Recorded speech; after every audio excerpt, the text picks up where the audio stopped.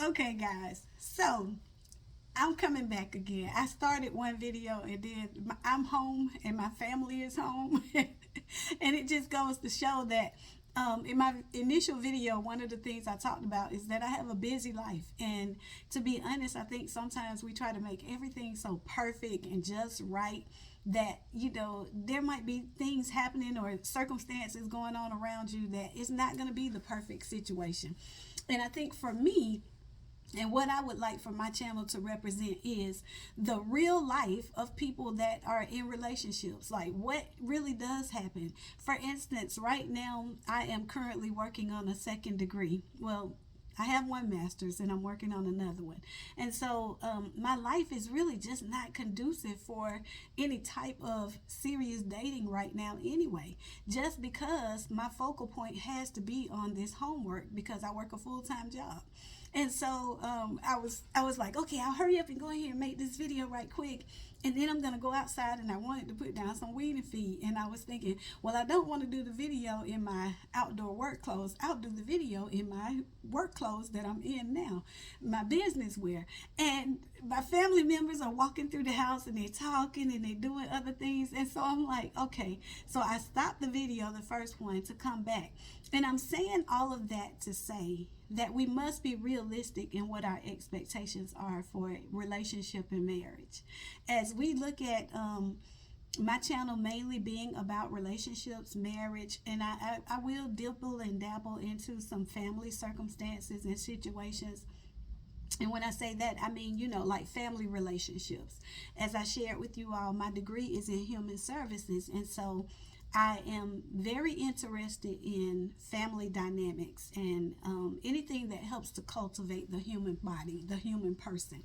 So I want to get back to my topic. I lost my whole train of thought, y'all. So my topic really was talking about what would you do on your first date? Like, last year, I think that video was going around about the young lady that didn't want to go to the Cheesecake Factory. And, I didn't do a whole lot of commenting on that because I just felt like it was just a high level of ungratefulness for anyone. And I'm a mother of boys, so I like to put things in perspective. My sons are going to be dating somebody's daughter at some point.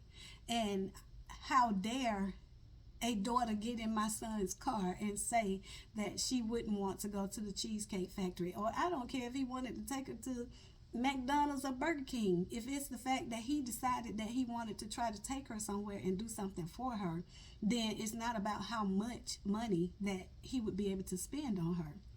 And so I just thought that it was distasteful. It was not to me a true representation of what most women would have found to be an appreciative moment.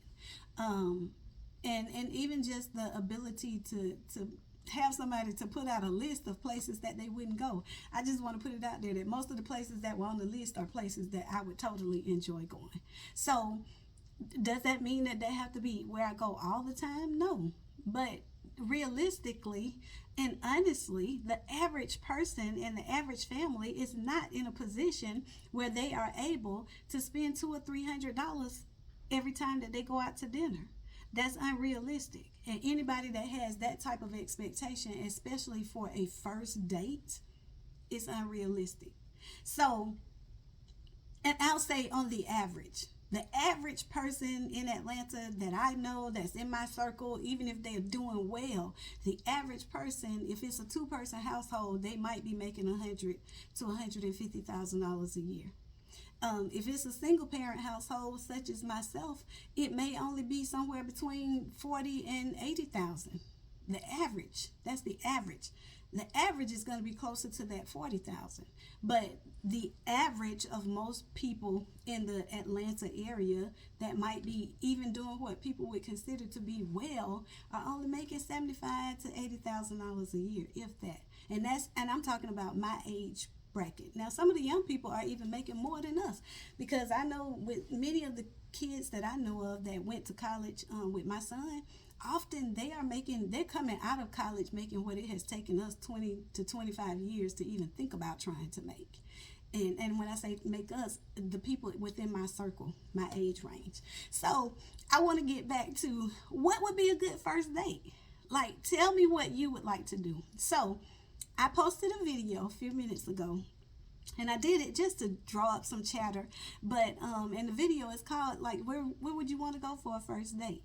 And the reason I came back is because one of the things that I did when I went through my divorce is I used to shoot pool, and I used to shoot many years ago, and just like got tired of sitting at the house every night by myself. Friday night, Saturday night, Sunday, every weekend I was home alone, because to be honest, in this age bracket, there are just not a lot of men that are, I won't say there are not a lot of men.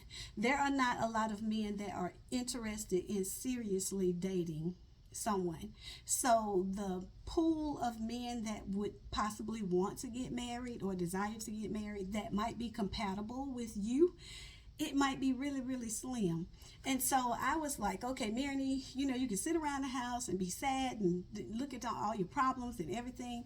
And I knew I couldn't afford to do much. And so I had a queue, actually, that my ex-husband bought for my 40th birthday. And I pulled it out and I just started going to shoot. And, when I first started out going, it was kind of tough because, they would just beat me down. And then I made that my Friday night date. And I did that for myself. I was a great mother, and I was constantly pouring into my children, and I was constantly giving to my job and to everybody else. And so I said, Friday nights is going to be my night. And eventually, initially it started out just me just going to shoot. And it eventually became something that I was excited to do because I knew that most of the places that I go to shoot is just a little hole in the wall. It ain't nowhere fabulous. And, I knew that there was going to be a group of guys there that would kind of help me polish my game. And now it's like a regular thing. If I'm not there, somebody is sending me a text and they're like, where you at? But I'm saying that to you, that in your time of singleness, in your time of finding out who you are, think about what things would you like to do on a first date. Typically, I meet people all the time, and especially in that arena, I'm always meeting people, but they meet me on the pool table. So it's like, I just go in, I shoot, I get my cue, and I come on back out of there. So it's not like I'm there trying to meet people at that place. But if you were to meet someone and you were interested in getting to know them, what would be some places that you think would be appropriate to go for a first date, or a second date, or a third date, or a 100th date? Tell me some things that you think would be interesting from a perspective of someone within our age bracket. Now, I know that could be really, really vast. Like, it could be large because you might have some people that are movie bugs. You might have people that are, like me, I'm shooting pool. And so when I'm going to shoot pool, I will say that I have I've never taken anyone. I've only been on a few dates over the past couple of years. And most of the time, to be honest, I kind of allow the man to lead where he would like to go. And the reason being is I want him to be comfortable. And so I'm very comfortable in my space because that's where I go to shoot at. That's my comfort zone.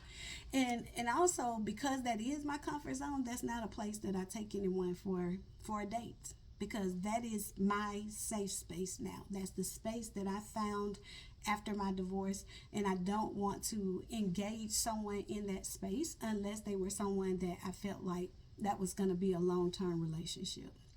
And so I'm saying to you ladies that sometimes we have to know when to take a step back. So I asked the question, where would you like to go? So yes, you want to put that out there, but how about letting him take the lead on that? And maybe he offer you a couple of places. Maybe he offers you 2 or 3 places that you could go, and then you choose from that. But if you really want to see him in his place of comfort, in his place of ease, if it's somewhere that he has chosen, then he's going to be a little bit more comfortable with that decision.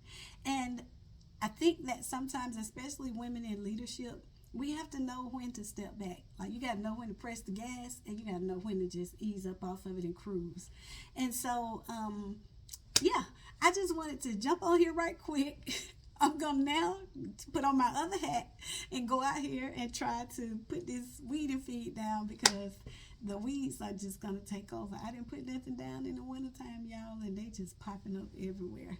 And if you know, like, I really like my yard to look really nice, and so this year I don't know if I'm gonna make it. So the long and the short is that sometimes you have to kind of step back, let him take the lead, but I still want to know what would be some good places that you would like to go for a first date. What do you think would be interesting? And then let's talk about it in the chat.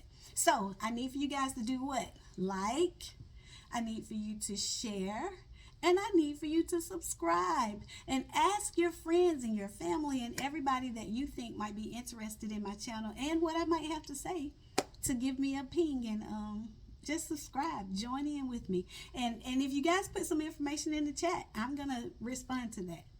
All right, have a great day.